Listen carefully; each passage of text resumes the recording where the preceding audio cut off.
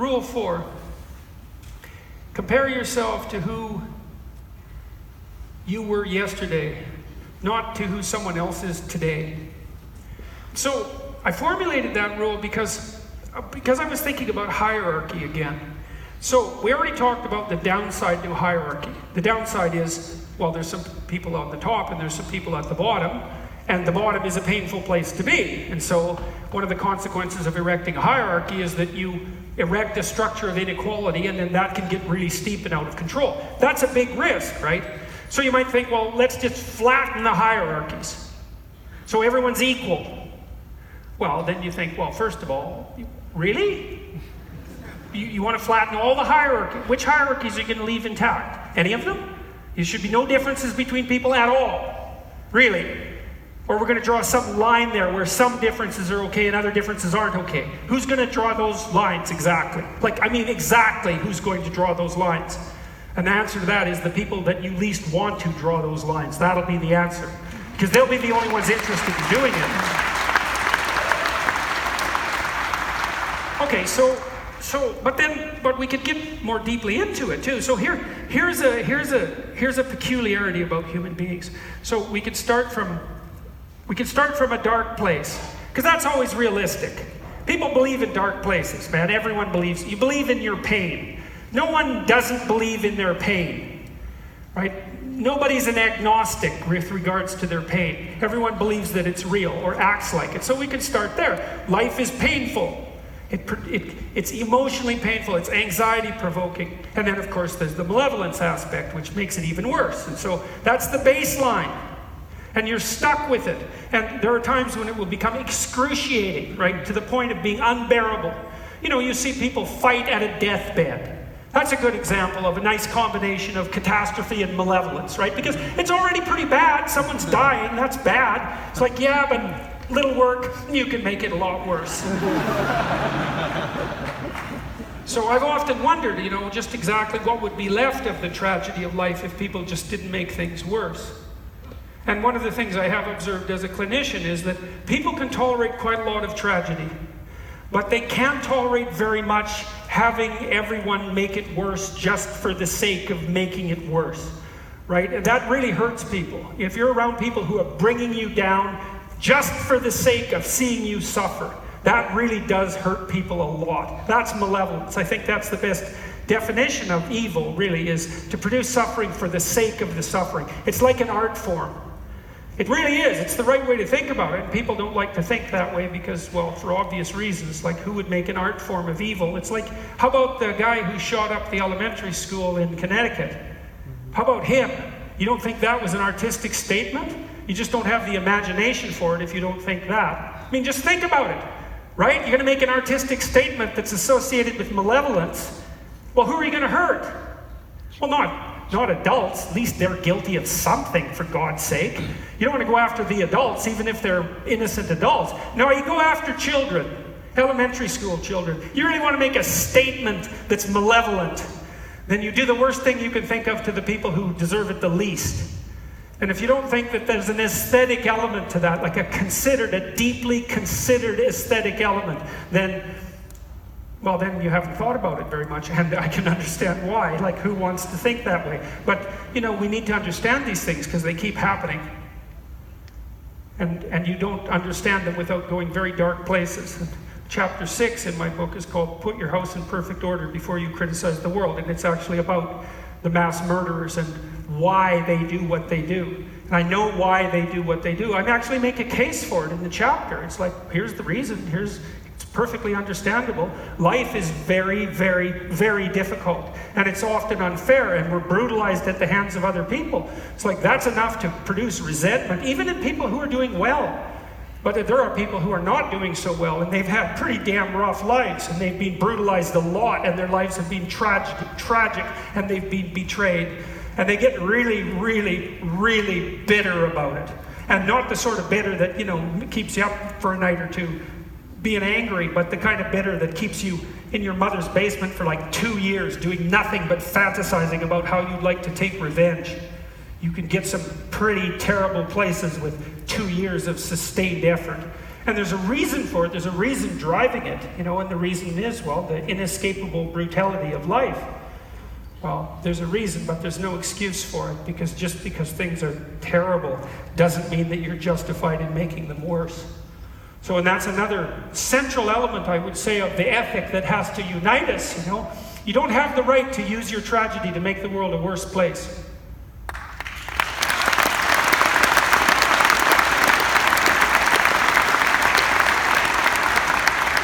know, when I say that, I don't say that lightly, because I know that people can have brutally difficult lives, and that some people have lives that are so brutally difficult that it's almost unimaginable. But some of those people, and I've met people like that, they've had lives so difficult that you just can't, you can hardly imagine it. You know, almost everything about their life is a catastrophe. I met this one woman, I'll tell you a quick story about her. She was an amazing person, man. So I met her in this outpatient clinic I worked for at the Douglas Hospital in Montreal.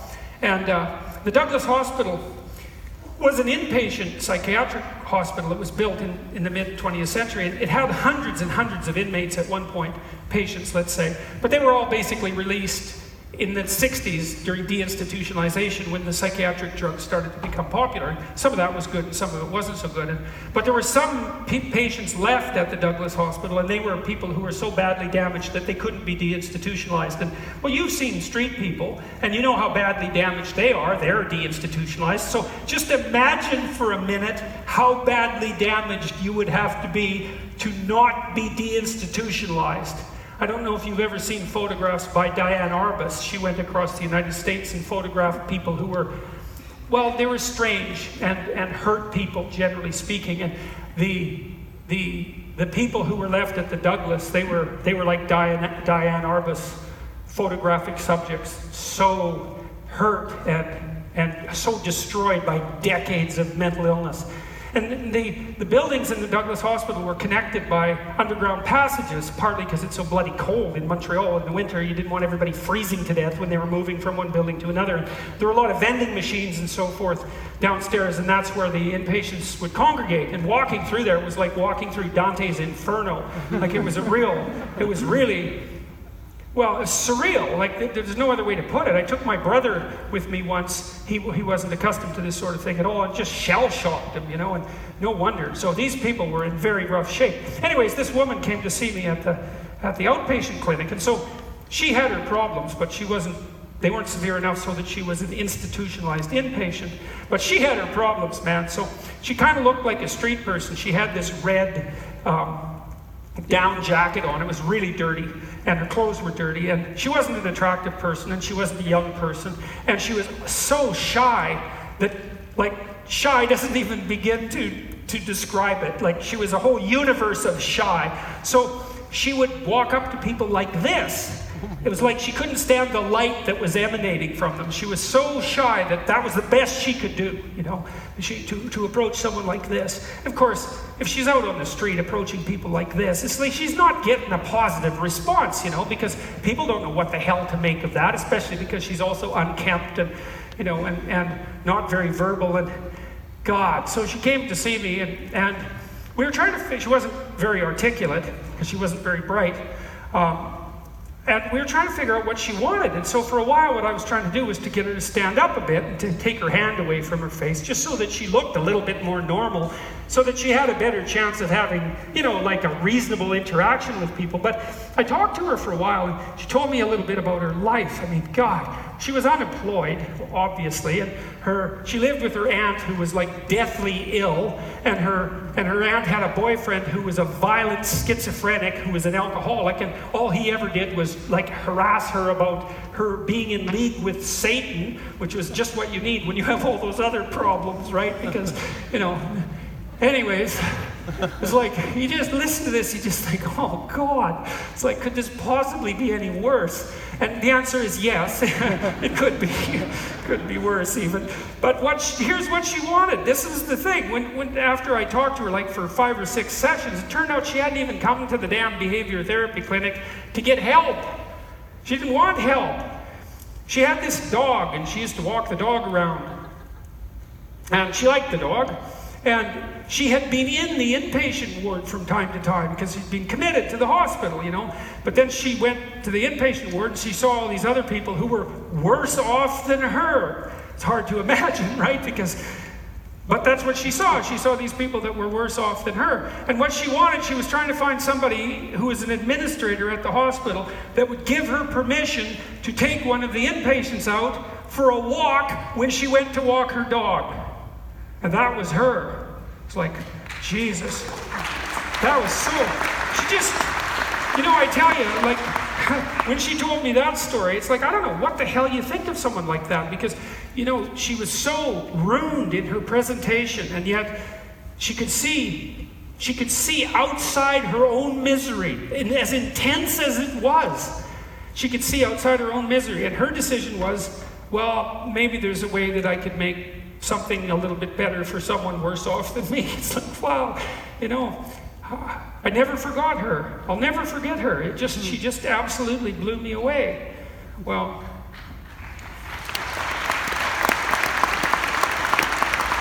she wasn't a bitter person. She wasn't a bitter person by any stretch of the imagination. Okay, well, so back to hierarchies. Well, there's lots of ways that you could be successful in a hierarchy, you know, and she was ethically successful, I would say, that's for sure, and that's really something. And she didn't let her own suffering dominate her psychological reality and determine that the best move forward was to extract revenge on the world. You know, she decided to play a straight game, so there was something, you know, I hesitate to say saint-like about her, but good God, you know, I mean, she had everything you could possibly imagine not going for her, and still, like, how do you manage that? Well, as far as I can tell, you decide. Like, it's not that simple, you know, but there's an element of decision that goes into that. Maybe it's 1,000 decisions or 100,000 decisions, you know, little tiny micro decisions that enable someone to stay on the right side of reality, even though so many things are stacked up against them. Well, so she wasn't bitter. Okay, well, back to the hierarchy idea. Well, life is full of suffering, right? We've already established that. And the question is, what do you have to set against that? And what you have to set against that is actually what hierarchies provide for you. So, because you can't set happiness against tragedy. That doesn't work because you're not happy when there's a tragedy, and so that just doesn't work, right? And you're not going to be happy all that often, and when it comes, like, that's really good and all of that, and you should enjoy it and thank God for it and all of that, but you can't use it as a boat in a storm. Like, that's not happening. You got to have something else. Well, the thing about a hierarchy, a value hierarchy, because all hierarchies are value hierarchies, something at the top is better and something at the bottom is worse. That's really what defines a hierarchy, is that having a hierarchy gives you an aim. And giving you an aim gives you a purpose. And like, we know this, even we know this neurobiologically, let's say. If the baseline condition of life is suffering, you have to have something to offset it. And what you have to offset it is whatever value a hierarchy offers you. Because you need something to aim at. You need something to aim at that makes the suffering worthwhile. That's like the meaning of life. You say, well, what's the meaning of life? It's to have something to aim at that makes the suffering worthwhile, so that you can, when you're in the midst of your limited life, you can say, yeah, but this is worthwhile. This makes it worthwhile. And it's not something you think exactly, it's something you notice. Right? Because you can watch your life for a couple of weeks, detached, and you can watch and you can ask yourself, okay, where is it that I am when I'm doing something that justifies itself? Maybe it's playing music. That's often the case for people who are listening to music, or maybe you're with someone you love, or maybe you're working on something that you're really engaged in. I don't know, it'll be different for different people, but you can be sure that you're aiming at something worthwhile, and you're on the pathway to managing it. And that's the thing about human beings. That's where we get our positive emotion, is we aim at something that's high, and then we move towards it. And if we see ourselves successfully moving towards it, then that engages us with the meaning that makes life worthwhile. And what that means is that if you don't have a hierarchy, a value, and you don't have anything to aim for, then all you're left with is stupid suffering. Because, like, that's not eradicable. Right? There's no way of getting rid of that. Equality be damned. Like, if everyone had everything and we were all the same, well, we'd still be suffering with the burden of being human and being alive. You're not getting rid of that. The only thing you can do with that is justify it. And the only way you can justify something that's that terrible is to be pursuing something that's good enough to make that justifiable. Well, and who knows what that will be. I learned that partly, strangely enough, I learned that partly from watching Pinocchio, which I spent a lot of time watching. And I have a YouTube video about Pinocchio. And there's a scene in Pinocchio where it's a very strange story, and it's full of biblical allegories and deep myths and all sorts of things. But there's a scene in Pinocchio where Geppetto lifts his eye up and wishes on a star. You know, and he wishes that his puppet would become a genuine human being.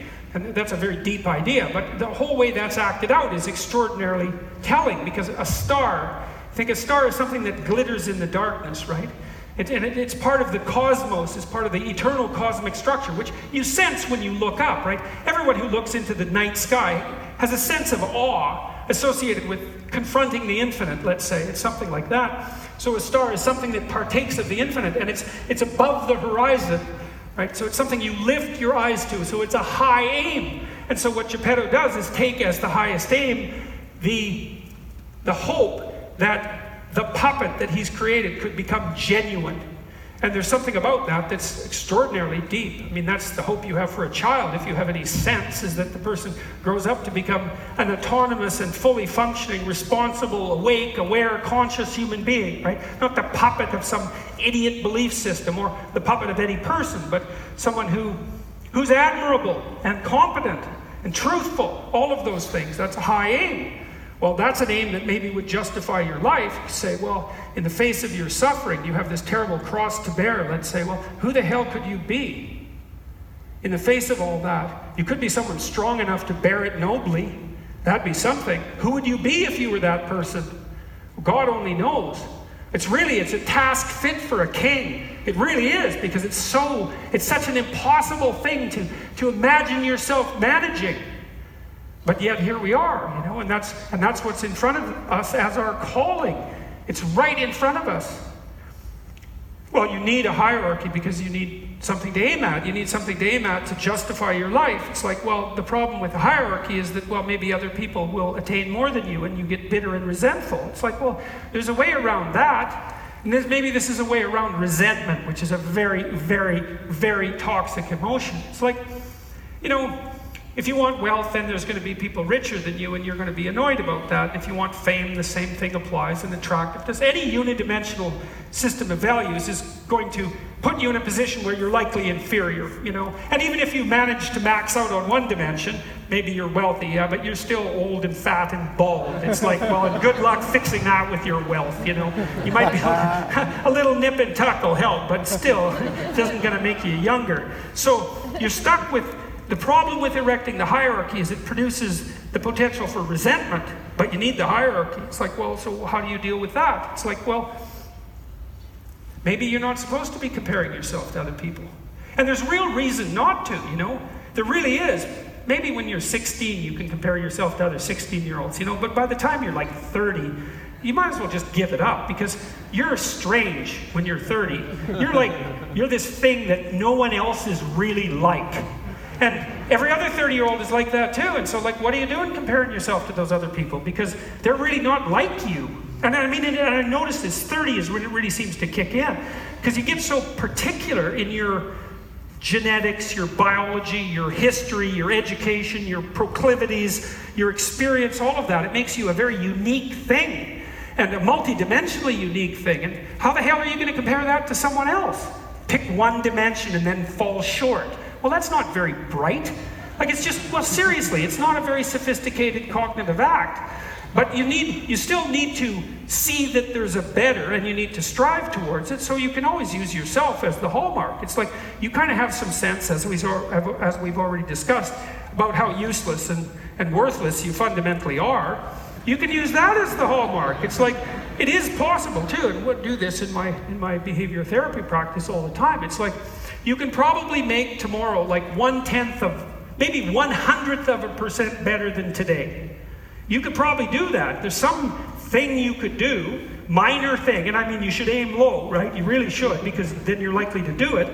There's something you could aim at that's kind of low, that you'd probably do, that would make your life a tiny bit better. And so you'd be a better version of yourself. But what's so cool about that is that you don't have to do that for very long before you start hitting the exponential gains. That's part of that inequality distribution. You know, there's this idea.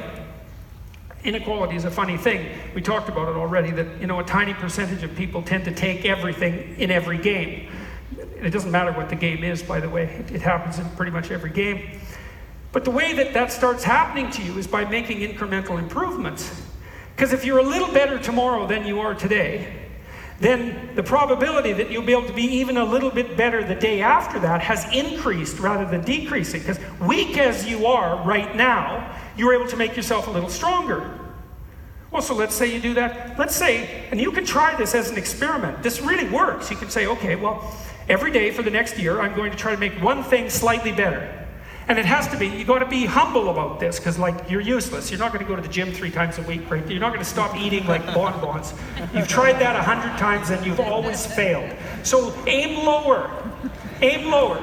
Aim so low that there's a good probability that you'll do it. Which is what you do if you're encouraging a child, right? You try to pick a target that's so easy that it's contemptible, because what good is that? But difficult enough to make a difference, but likely enough so that you'll do it. That's what a good behavioral psychologist does. It's like, try that for a year. Think, I'm just going to take myself as a baseline, and I'm going to look at things that I could improve, that I would improve, and then I'm going to do them. Small things. And so that's where humility comes into it too, because they can't be grandiose things. They might not even be something you'd ever talk to anyone else about, because they're so trivial, you know. But something that you do every day is not trivial. Something you repeat, that's your life, right? Things you do every day, that's your life. And so if you institute that program, think, okay, well, just how far could I get if I did that for a year?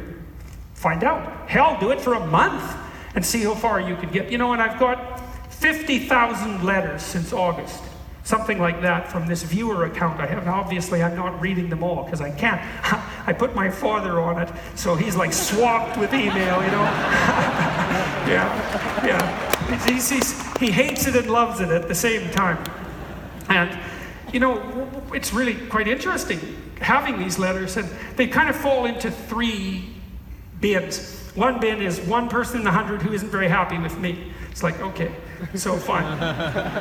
And then about 25% say, and this is what my students have told me for years, they say, look, listening to you has allowed me to put in words things I already knew but that I didn't know how to say.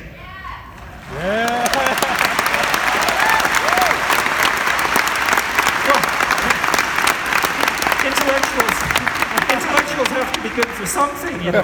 So hypothetically, that they could be good for that. So, despite all their other sins. So, and then the other ones say, I was in a bad place, you know, I was drinking too much, I was addicted, I didn't get along with my family, I was aimless with my girlfriend, I was nihilistic, depressed, overweight, didn't have a plan. You know all the horrible pits that people can fall in, you know, there's like 30-dimensional pit of hell that people end up in. So they write saying how they were located in their particular bit of hell, and then say, well, look, I've been trying to do some of the things you suggested, you know, whatever that is, be more responsible, or try not to lie. That's a good thing. Try not to lie for a month. It's really hard, because almost everything you say is a lie. It's unbelievable, man. It's unbelievable. It's how much. It's just lie being not merely that it's an outright lie, you know it to be a falsehood, but that you're saying things that have no bearing on your life. Like they're not your things, you know. You're saying them to impress people, or you're saying them because you think they sound good, or who knows what, or it's stuck in your mind, or you read a book and you think those are your ideas now, or something like that. All lies, you know.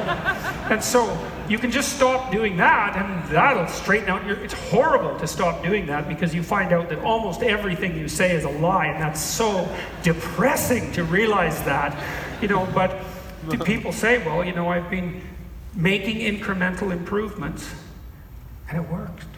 worked. And so it's so fun. This is one of the things that's so fun about what I'm doing. What I'm doing is completely insane, and there's lots of it that isn't fun at all. But there's some of it that's just great, you know, because wherever I go now, people come up to me on the street and they say, here's the little, you know, place in hell that I was 2 years ago. And then they describe it and they say, look, I've been trying out some of the things you've been recommending and it's way better. I think, oh, good. That's so good, you know.